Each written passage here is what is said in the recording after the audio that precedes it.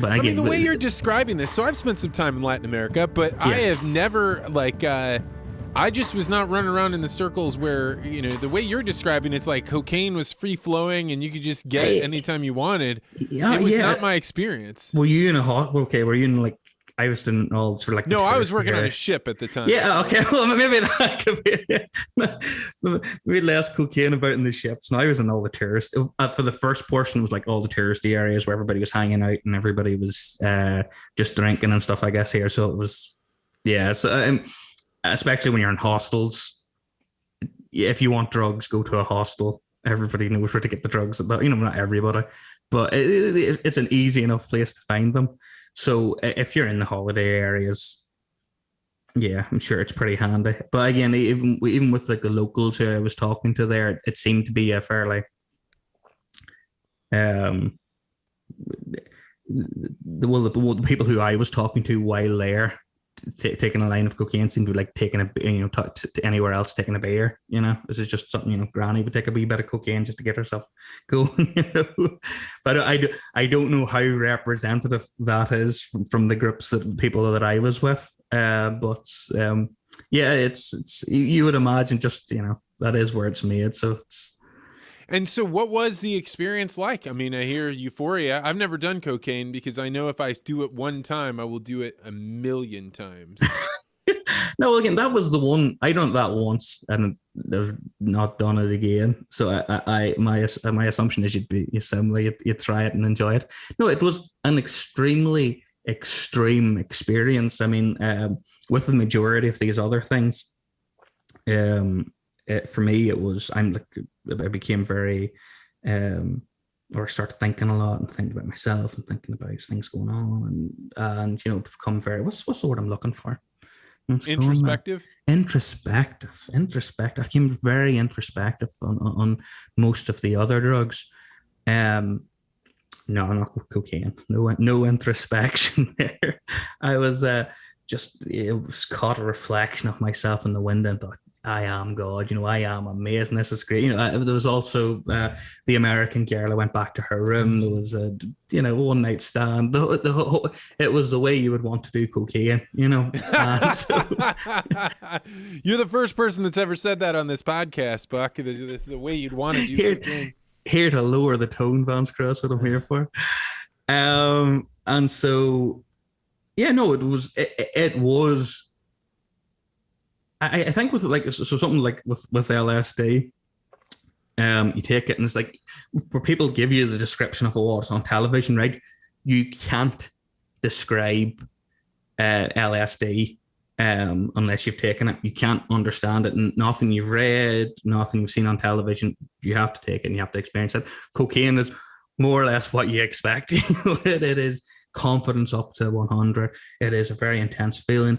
Everything feels amazing to touch. You know, you feel incredible about yourself. You feel insanely confident. Just your abilities.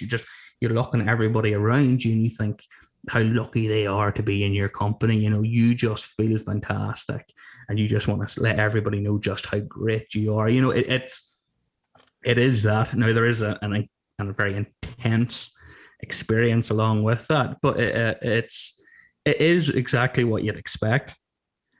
And then what's coming down off of it like? Because, I mean, I know that if I start coming down off coffee, I'll drink so much coffee, I'll make myself shake. So I can't even imagine with cocaine.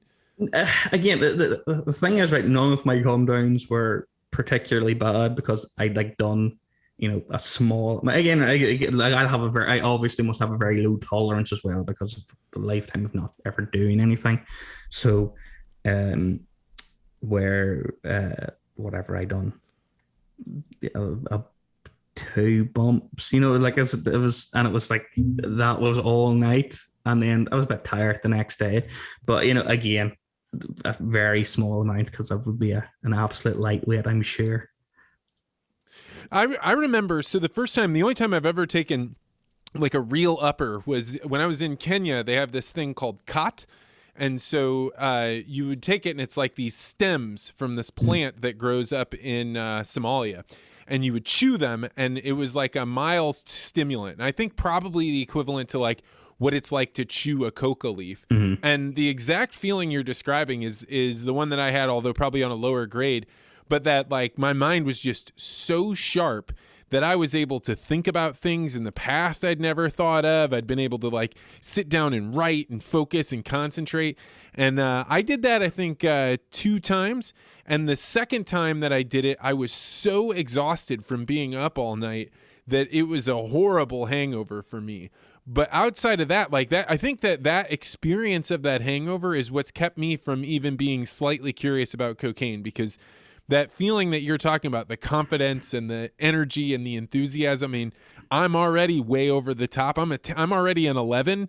And so I don't even know. I think I'd break the scale if I did it. Yeah, I know. I believe that. I used to train. Don't ask me how I fell into it, but I was training door-to-door salesmen.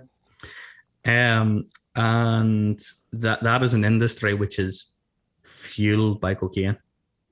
It is, which doesn't, because it's a sort of job where you have to go to 100 doors to get 5. You know, all you need is your 5 sales in the day, but you only need a knock. You have to deal with a lot of rejection, and so these guys are just disappearing off into toilets and whatever pub they're nearby, and then going off and doing door after door after door. So I could definitely understand the appeal of it, definitely understand that drive, and I could see why someone would, if you're going to get hooked on a drug, I could understand why you'd do that. Thanks for checking out this podcast short. If you like this interview, make sure you hit the like and subscribe button and hit that bell so you always get notified about this podcast. And if you're really interested in conversations like this, you may want to consider joining the Articulate Ventures Network. To find out more, go to network.articulate.ventures.